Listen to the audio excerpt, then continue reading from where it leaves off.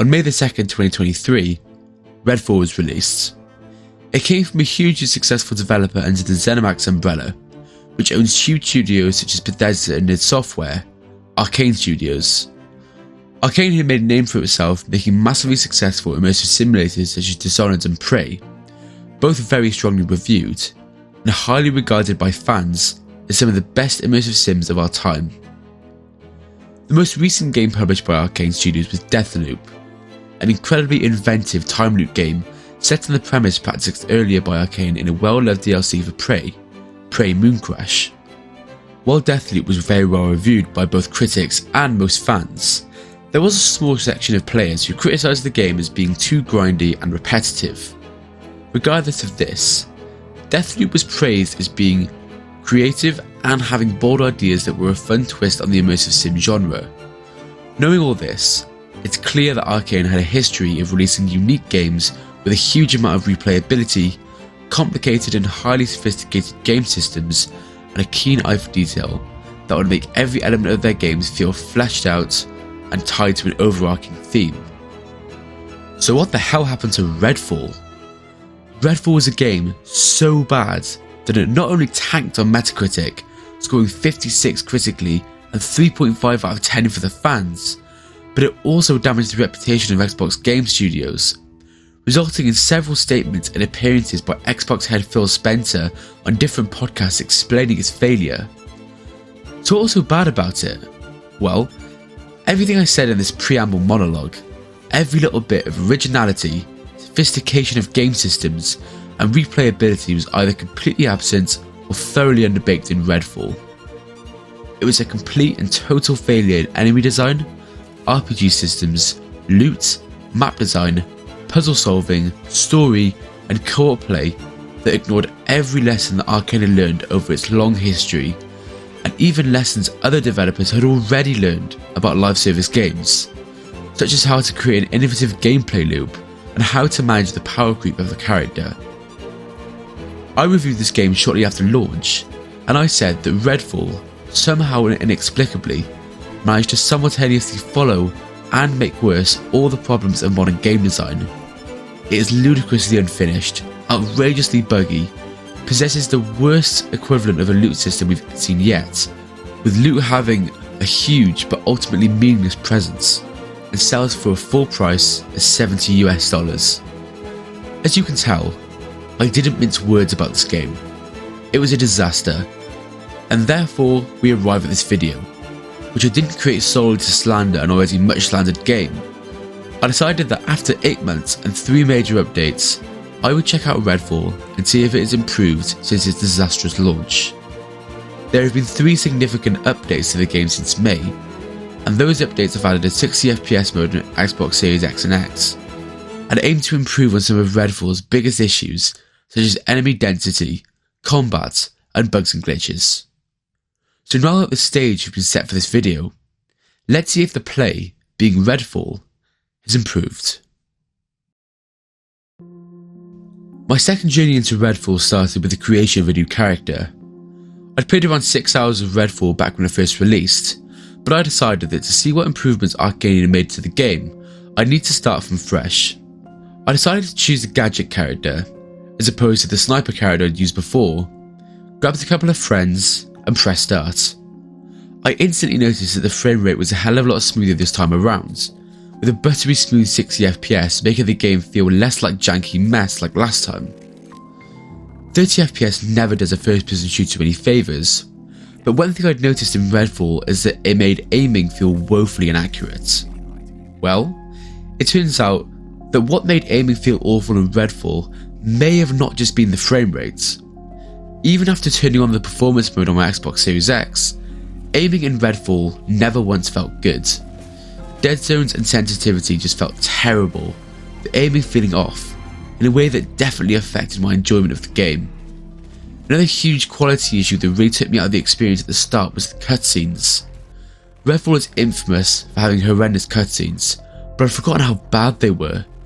Each semi-animated still that showed the story looked half-finished, missing details, or just basic and messy, sort of like a 10-year-old learning how to use watercolours for the first time. When you look at what the beginning of Deathloop looked like, with a big sweeping view of the scenery, fully animated and looking beautiful, it becomes more and more evident that the team at Arcane added these cutscenes at the last minute to give some semblance of a story.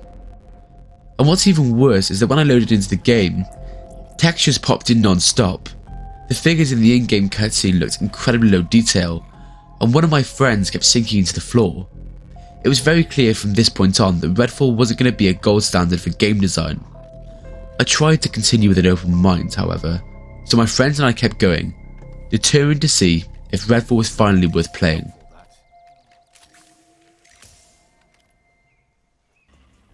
I was waiting for all these changes that Arcane had reportedly been added to the game to come, particularly stability and bug fixes, but they never came. At one point, my friend saw NPCs escaping from vampires after I'd freed them, run through a solid wall, and for some reason it was really hard to trigger their escape.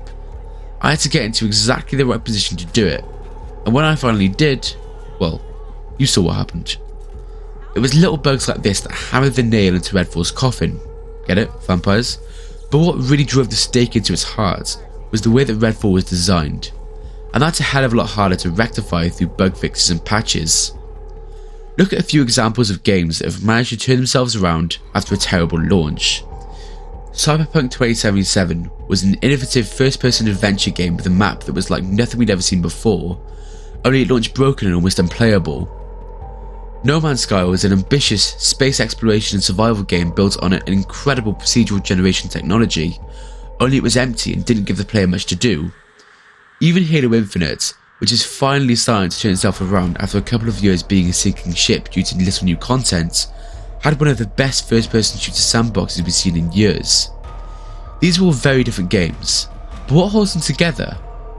A broken and failed launch, but also uniqueness and a mastery of the basics of video game design. Cyberpunk has one of the most immersive maps we've ever seen, a giant living city that teems with life and opportunities. No Man's Sky gives the player boundless exploration with thousands and thousands of hours of new planets, aliens and ships to acquire and upgrade. Halo Infinite has a flexible sandbox capable of generating some of the most outrageous moments possible in first-person shooters, as well as top-tier gunplay.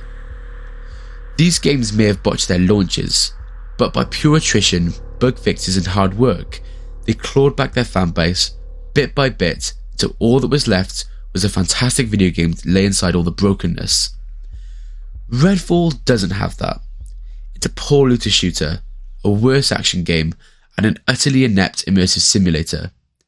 It borrows from nothing Arcane has learned over its long history of game development, learns from none of the mistakes made by the looter shooters, and fails on a lack of competence in even the basics of modern game design. Redfall isn't just a glitchy video game or a rushed one, it's a bad video game, and unlike the other games I mentioned before, it has nothing to offer, and no leg to stand on that would have saved it from its inevitable and irreversible demise.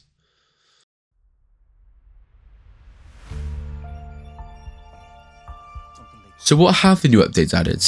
Have they made any difference at all? Well, let's go through what Arcane announced, and I'll tell you what I saw as I played. So the first update, released on June the 12th, apparently targeted enemy AI responsiveness, enemy encounter frequency, vampire combat efficiency, and improvements in graphical fidelity. There's also a whole host of bug fixes and balance improvements. While it's not be all negative about it, I did certainly witness improvements in enemy density. Back in the launch days of Redfall, it was possible to comfortably walk across the entire map and only come across a small handful of enemies. Now you find groups of enemies far more frequently, but there's still one big problem with those enemies, and that's their AI. Both enemy AI and vampire combat, some of this update's key features, are still among Redfall's biggest failings. AI is especially awful, with enemies almost unable to notice you unless you're sprinting directly at them or guns blazing. Seeing AI fight each other is also unbearable. I don't actually have any footage of this, but when vampires and human enemies fight each other, it's like watching pre-alpha footage. They take shots at enemies that aren't there, they barely move, and most of the human enemies won't even take cover. They basically just wait to be mown down. What's even more astounding is that this is exactly what they do when you're attacking them. It's not just when they're fighting against other enemies. The AI is so stupid that it almost has to be seen to be believed. And you can defeat vampires by employing the incredibly advanced strategy of just walking backwards and slightly to the left and letting the vampires miss you, while repeatedly shooting them in the head. Combat in this game is woefully poor, and that hasn't changed since launch. Update 2, released October 6th, targeted mainly performance upgrades, stability, and enemy population numbers, and also added stealth takedowns. I've already covered the performance mode in the video. It feels great, but doesn't solve Redfall's aiming problem. Stealth takedowns and added sneaking definitely help add options to make the game feel more complete, but they should have been added in this game from day one, and the animation isn't anything of any huge quality. Compared to Deathloop, the animation doesn't even hold a candle. Update 3, and the last update for Redfall so far, was released on November 16th, and added a new weapon, as well as balance changes and enemy gating. To be honest, this update was very minor, and I didn't get far enough into the game to experience the new weapon. The balance changes and enemy gating are a nice addition, but they don't light the world on fire, and with that, we've reached the end of the currently available updates to Redfall.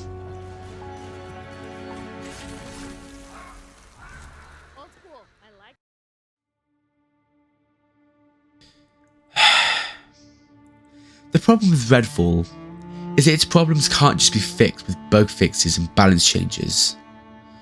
The problems with Redfall are more structural than that, and therefore far more lethal. When you've got a game that offers remarkably little in terms of gameplay, story and setting, then what do you have?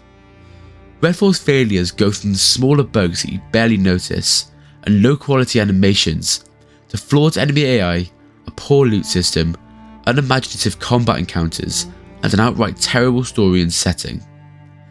There are so many issues here that Redfall fails even at the most fundamental level.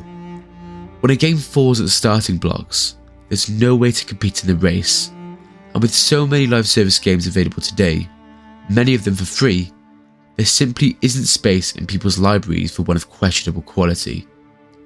What led to Redfall being what it is unknown, but what we can know for certain is that Redfall is dead, both on arrival and in its scope for future contents.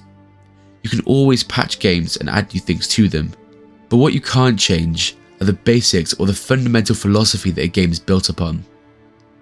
That fundamental aspect of game design is exactly where Redfall falls, and unlike the other games I mentioned before, it has nothing to supplement this failure. Redfall has nothing to offer you, not the slightest glimpse of imagination, hope, or decent game design. This is a game flawed at every possible level, and one that should be abandoned and left as a reminder of what can happen when all the budget and talent available is focused in the wrong areas. As the popular saying goes, a delayed game is eventually good, but a rushed game is forever bad. Let me rephrase that statement a little.